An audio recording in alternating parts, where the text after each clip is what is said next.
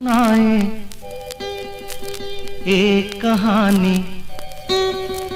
जब आती है रुत पे जवानी तब बनती है प्रेम कहानी।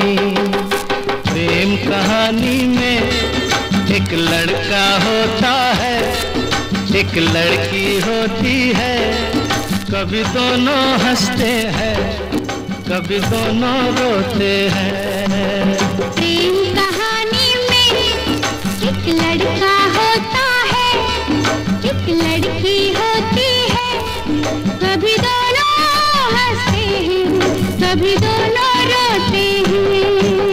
प्रेम कहानी में एक लड़का होता है, एक लड़की होती है, कभी दोनों हंसते हैं, कभी दोनों रोते हैं।